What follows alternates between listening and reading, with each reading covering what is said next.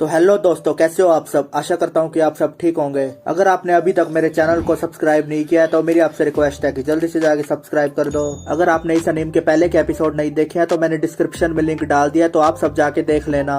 तो आज हम इस अनीम का 5th एपिसोड देखेंगे। तो चलिए बिना देरी करे हुए शुरू करते हैं। एपिसोड की शुरुआत में हम प्रिंसिपल को देखते हैं जो कि सीरिया से कह रहे होते हैं कि रैजिस के साथ तुम किस लिंक की बात कर रही हो। इस पर फिर सीरिया कहती है कि रैजिस और मेरे बीच में एक मेंटल कनेक्शन है। एक सीमित एरिया तक हम बता सकते हैं कि एक दूसरे के साथ क्या हो रहा है। ये तभी टूट सकता है जब रैजिस बेहोश हो या उसकी मौत हो चुकी हो। फिर सीरिया कहती है कि माफ करना, आपको पता नहीं होगा कि मैं क्या बोल रही हूँ, लेकिन आप दोनों को टेंशन लेने की बिल्कुल जरूरत नहीं है। प्लीज आप खाना खाना शुरू कर दीजिए। फिर प्रिंसिपल रियो से कहते हैं कि मास्टर, रैजिस को शिनवू और हैन के साथ यहाँ पर आना था, लेकिन ये तीनों अभी तक नहीं आए। इसके बाद हम देखते हैं कि प्रिंसिपल शिनवू को फोन लगा देते हैं, लेकिन शिनवू का फोन तो स्विच ऑफ आ रहा होता है। प्रिंसिपल रियो से कहते हैं कि कहीं ये तीनों भी तो उसी में नहीं फंस गए। फिर अगले सीन में हम रैजिस को देखते हैं जिसको D5 के मेंबर ने किडनैप कर लिया था। हम देखते हैं कि रैजिस को होश आने लगता है। होश में आने पर रैजिस कहता है कि मैं कहाँ पर हूँ। इसके बाद फिर रैजिस अपने हाथ खोलने की कोशिश करता है। इसे देखकर फिर शार्क कहता है कि तुम्हें भी इसे तोड़ने में काफी मेहनत लगेगी। ऑर्गेनाइजेशन ने इसे खासकर तुम जैसे सुपर पावर वालों के लिए ही बनाया है। शार्क कहता है कि भले ही तुम इसे तोड़ने में कामयाब हो जाओ,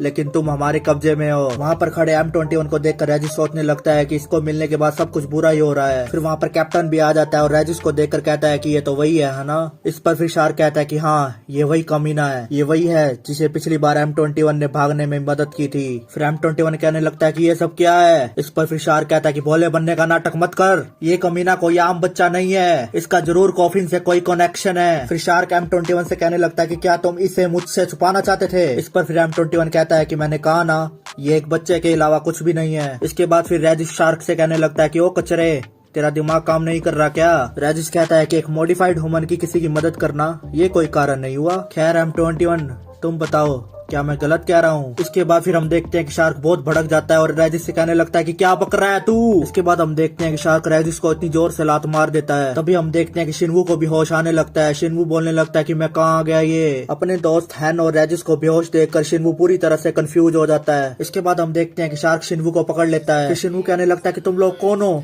तुमने रैजिस के साथ क्या किया है। इस पर फिर शार्क शिनवू से कहता है कि बक बक करना बंद कर, ये अभी तक मरा नहीं है, इसीलिए अपना मुंह बंद रख। इसके बाद हम देखते हैं कि टोक्यो शार्क का हाथ पकड़ लेता है और उसे कहने लगता है कि रुक जाओ, अब बस करो। टोक्यो को देखकर शिनवू कंफ्यूज हो जाता है और कहने लगता है कि तुम तो वही हो ना। इसके बाद हम देखते हैं कि हैन को भी होश आ जाता है। टाओ को देखकर फिर हैन कहता है कि बॉस, आप यहाँ पर क्या कर रहे हो। फिर टाओ मन ही मन में सोचने लगता है कि हम सोच से पहले ही दोबारा मिल गए। इसके बाद हम देखते हैं कि शार्क और हैमर जोर जोर से हंसने लगते हैं। शार्क हैमर से कहता है कि सुना तुमने, इसने टाओ को बॉस कहा। फिर हैन टाओ से कहने लगता है कि बॉस, ये सब क्या हो रहा है, हम यहाँ पर क्या कर रहे हैं। इसके बाद हम देखते हैं कि शार्क हैन को M21 की तरफ पटक देता है और M21 से कहता है कि बताओ इसे कि ये सब तुम्हारी वजह से हुआ है। इस पर फिर M21 मन ही मन में सोचने लगता है कि सही कहा, ये सब मेरी वजह से ही हो रहा है। फिर अगले सीन में हम देखते हैं कि सीरिया बाहर आसमान में उड़कर रैजिस को ढूंढ रही होती है। सीरिया एक जगह को देखकर कहती है कि ढूंढ लिया। वहीं दूसरी तरफ हम देखते हैं कि प्रिंसिपल और रियो भी इन तीनों को ढूंढ रहे होते हैं। प्रिंसिपल रियो से कहते हैं कि हमने दोबारा इनको मुसीबत में डाल दिया। इसके बाद फिर हम हैन को देखते हैं जो कि M21 से कह रहा होता है कि तुम यहाँ पर क्या कर रहे हो, क्या मतलब है कि ये सब तुम्हारी वजह से हो रहा है। फिर शिनवू भी M21 से कहने लगता है कि तुम इतनी देर से चुप क्यों खड़े हो,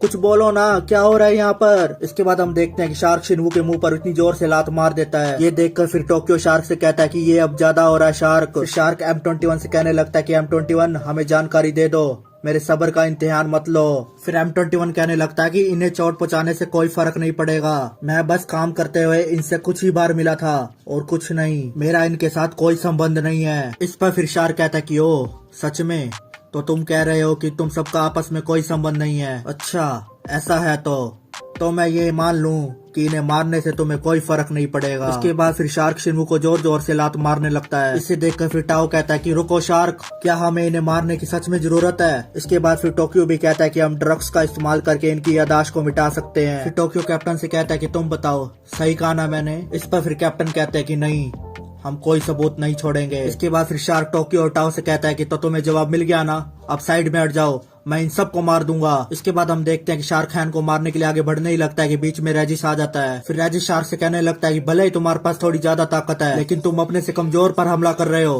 तुम्हें शर्म नहीं आती। इस पर फिर शार्क बहुत ज्यादा भड़क जाता है और रैजिस को नीचे पटक देता है। फिर रैजिस शार्क से कहता है कि तुम लोग तो पहले ही अपनी इंसानियत खो चुके हो, तो ये तुम पर शूट करता है। इसे सुनकर फिर शार्क रेजिस को उठा लेता है और उसे कहने लगता है कि मैं तुम्हारे इस मुंह का बर्था बनाकर तुम्हारी छींक सुनूंगा। इसके बाद फिर यहाँ पर सीन चेंज होता है और हम हैमर को देखते हैं। इस मोटे गेंडे को भूख लग जाती है, तभी ये कुछ खाने के लिए छत पर आ जाता है। इसके बाद फिर उसके सामने सीरिया भी आ जाती है। सीरिया को देखकर ये मोटा कहता है कि तुम उस पिद्दी की साथी हो, है ना। सीरिया इस मोटे से कहती है कि मुझे खुशी होगी अगर तुम मेरे रास्ते से हट जाओ। फिर ये मोटा हैमर कहने लगता है कि मैं इन आंखों को जानता हूँ, ये दिक्कत है ना। इसके बाद फिर हम देखते हैं कि सीरिया अपने मैजिक से वहाँ पर धमाका कर देती है। फिर यहाँ से सीन चेंज होता है और हम शिनवू को देखते हैं जिसने शार्क को बहुत जोर से मुक्का मार दिया होता है। इससे फिर ये शार्क और ज्यादा ही भड़क जाता है और शिनवू से कहने लगता है कि ओ कमीने, तेरी इतनी हिम्मत। तभी टोक्यो कहता है कि शार्क रुको। इस पर फिर कैप्टन कहता है कि टोक्यो ऊपर जाकर देखो क्या हो रहा है। वो धमाका जरूर हैमर का था, तुम जाके उसकी मदद करो। इसके बाद फिर शार्क शिनवू का गला पकड़ लेता है। इस पर फिर हैन शार्क से कहता है कि छोड़ दो मेरे दोस्त को, ये मर जाएगा, छोड़ दो इसे। हम देखते हैं कि M21 अपने नाखून बड़े कर शार्क का हाथ पकड़ लेता है, जिससे शार्क के हाथ से बहुत ज्यादा ब्लड निकलने लगता है। वही दूसरी तरफ हम प्रिंसिपल और रियो को देखते हैं जो कि उसी बिल्डिंग की छत पर आ जाते हैं। प्रिंसिपल कहते हैं कि शिनवू और बाकी सब यहीं पर होंगे पक्का। तभी वहाँ पर टोक्यो भी आ जाता है और कहने लगता है कि तुम दोनों घुसपैठी हो, हैमर कहाँ पर है। फिर प्रिंसिपल रियो से कहने लगता है कि मास्टर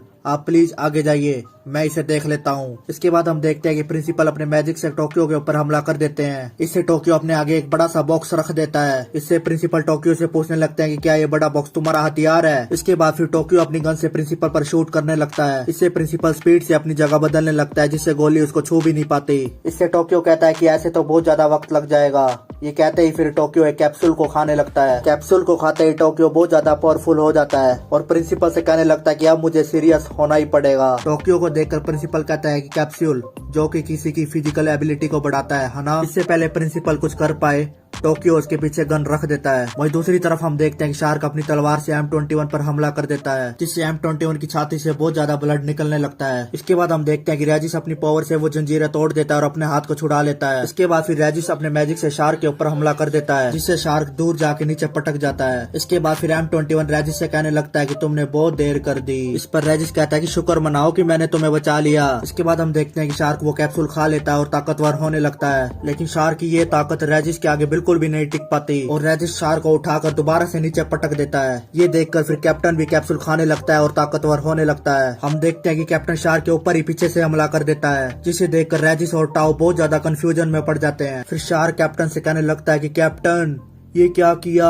इस पर फिर कैप्टन कहता है कि इसमें चौंकने की कोई बात नहीं है, मैं ओरिजिनल प्लान को ही फॉलो कर रहा हूँ। कैप्टन कहता है कि डी कोई ऐसा कैप्सूल नहीं है जो तुम्हें ताकतवर बनाने के लिए बनाया गया हो। इसका असली मकसद तो मेरी ताकत को बढ़ाना है, वो भी तुम सबको एब्जॉर्ब करके। हम देखते हैं कि कैप्टन शार्क की सारी पावर को अपने अंदर एब्जॉर्ब करने लगता है, जिससे शार्क बहुत ज्यादा कमजोर होने लगता है और आखिर में मर जाता है। इसके बाद फिर रेजिस कैप्टन से कहने लगता है कि तुम जैसे नीच आदमी मेरे हाथों ही मरेंगे। इसके बाद फिर रेजिस अपने मैजिक से कैप्टन के ऊपर भी हमला कर देता है, लेकिन इस मैजिक से कैप्टन का बाल भी बाका नहीं होता। इसके बाद फिर कैप्टन रेजिस को उठाकर नीचे पटक देता है। कैप्टन रेजिस से कहता है कि तुम्हारे पास बस अच्छी पावर और स्पीड है और कुछ नहीं, मैं तुम्हें अभी नहीं मारूंगा, मुझे तुमसे बाद में कॉफिन के बारे में भी पूछना है। तभी हम देखते हैं कि वहाँ पर एक बंदे की एंट्री होने लगती है। हम देखते हैं कि ये बंदा और कोई नहीं बल्कि रियो होता है। तो इसी के साथ हमारा ये एपिसोड यहीं पर ही खत्म हो जाता है। अगर आपको ये वीडियो अच्छी लगी हो तो मेरे चैनल को सब्सक्राइब करके जरूर जाएं और कमेंट सेक्शन में कमेंट करना भी ना भूलें। तो अब हम फिर मिलेंगे अगले एपिसोड के साथ। Thank you.